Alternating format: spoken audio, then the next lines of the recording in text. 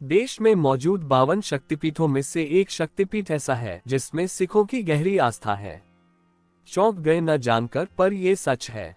जानिए पूरी कहानी।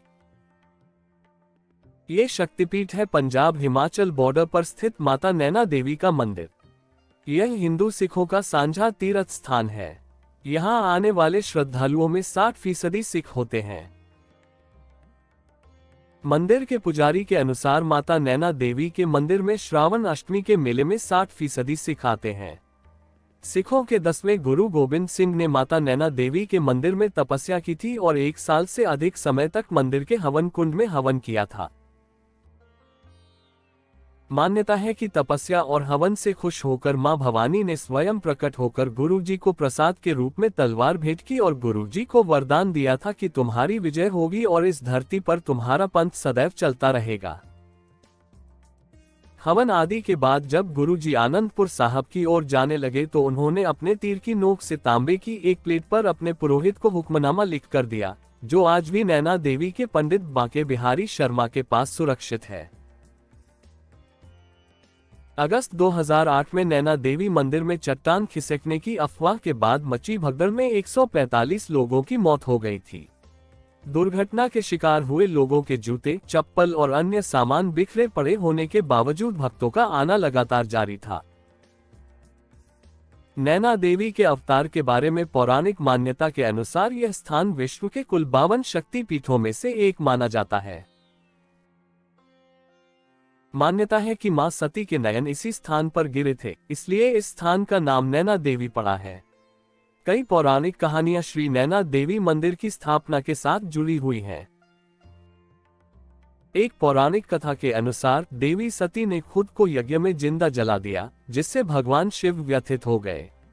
उन्होंने सती के शव को कंधे पर उठाया और तांडव नृत्य शुरू कर दिया। इसने स्वर्ग में सभी देवताओं को भयभीत कर दिया कि भगवान शिव का यह रूप प्रलय ला सकता है। भगवान विष्णु से यह आग्रह किया कि अपने चक्र से सती के शरीर को 51 टुकड़ों में काट दे। श्री नैना देवी मंदिर वह जगह है जहां सती की आंखें गिरी।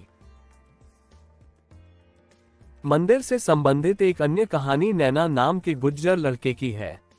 एक बार वह अपने मवेशियों को चराने गया और देखा कि एक सफेद गाय अपने थनों से एक पत्थर पर दूध बरसा रही है। उसने अगले कई दिनों तक इसी बात को देखा। एक रात जब वह सो रहा था, उसने देवी मां को सपने में यह कहते हुए देखा कि वह पत्थर उनकी पिंडी है। नैना ने पूरी स्थिति और उसके सपने के बारे में राजा बीरचंद को बताया।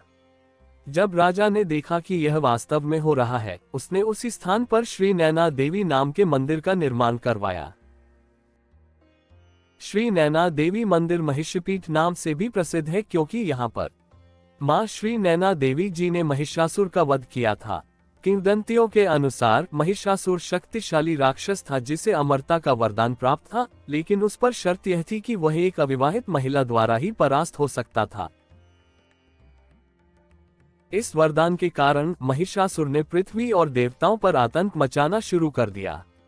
राक्षस के साथ सामना करने के लिए सभी देवताओं ने अपनी शक्तियों को संयुक्त किया और एक देवी को बनाया जो उसे हरा सके।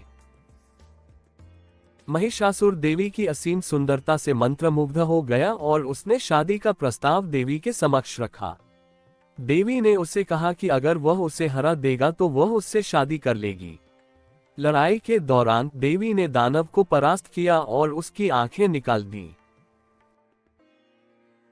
माता नैना देवी मंदिर के प्रांगण के आगे एक सैकड़ों वर्ष पुराना पीपल का पेड़ है, जिसके बारे में अनेक दंत कथाएं प्रचलित हैं, जिनमें से एक यह भी है कि अनेक अवसरों पर इस पीपल के हर पत्ते पर ज्योति जलती दिखाई देती है। माता नैना देवी के भवन के अंदर 3 मूर्तियां हैं जो दर्शनीय है। विशेषता उस अंदर वाली मूर्ति की मानी जाती है जिसके मात्र 2 नयन ही दिखाई देते हैं। मंदिर के साथ ही एक हवन कुंड भी बना हुआ है, जिसकी विशेषता है कि इसमें डाली गई सारी सामग्री जलकर उसके बीच में ही समा जाती है। इतनी सारी भस्म कहाँ जाती है, यह आज तक रहस्य बना हुआ है। भवन से कुछ ही दूरी पर एक प्राचीन गुफा भी है। श्रद्धालु जन उसके भी श्रद्धा भाव से दर्शन करते हैं। भवन से 100 मीटर की दूरी पर एक सरोवर है जिसमें स्नान करना पुण्य माना जाता है। मित्रों, आज की इस पेशकश में इतना ही। आशा करते हैं आपको हमारी आज की ये पेशकश पसंद आई होगी। मुझे आज्ञा दें, मैं मिलता हूं आपको अगली एक और ज्ञान से भरी पेशकश में। धन्यवाद।